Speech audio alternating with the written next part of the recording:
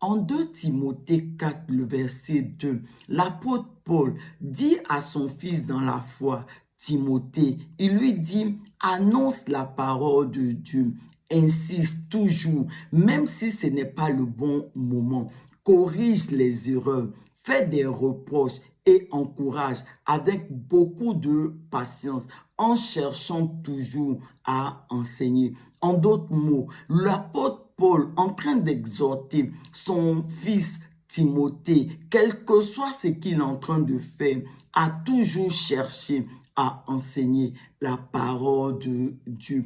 On comprend alors toute l'importance de l'enseignement de la parole de Dieu. Souvenez-vous de notre Seigneur Jésus. Lorsqu'il montait au ciel vers Dieu son Père, il va nous donner une mission, un mandat. En Matthieu 28, le verset 19, en disant, allez et faites de toutes les nations des disciples, les baptisant au nom du Père, du Fils et du Saint-Esprit et enseignez-leur à observer tout ce que je vous ai prescrit. On voit donc toute l'importance de l'enseignement de la parole de Dieu. Parce que pour accomplir ce mandat que Jésus nous a donné, à savoir faire de toutes les nations des disciples, nous avons besoin de leur enseigner la parole de Dieu. C'est en enseignant la parole de Dieu à toutes ces nations que nous allons faire de toutes ces nations des disciples de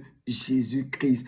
Amen. Mais nous ne pouvons pas enseigner, mes bien-aimés, la parole de Dieu sans le Saint-Esprit. Parce que Jésus dit en Jean 14, le verset 26, mais le consolateur, le Saint-Esprit, que le Père enverra en mon nom, il vous enseignera toutes choses et vous rappellera tout ce que je vous ai dit. On comprend donc, mes bien-aimés, à travers ce verset, que sans le Saint-Esprit, nous ne pouvons pas enseigner la parole de Dieu.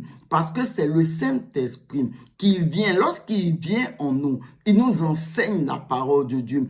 Il va nous communiquer vraiment la pensée véritable de Dieu, derrière chaque parole de la Bible, de la parole de Dieu. Donc, bref, c'est le Saint-Esprit qui nous enseigne la parole de Dieu. Et c'est lorsque le Saint-Esprit va nous enseigner la parole que nous aussi, à notre tour, nous pourrons l'enseigner à toutes ces nations pour faire d'elles des disciples de Jésus-Christ. Donc, mes bien-aimés, nous avons besoin du Saint-Esprit.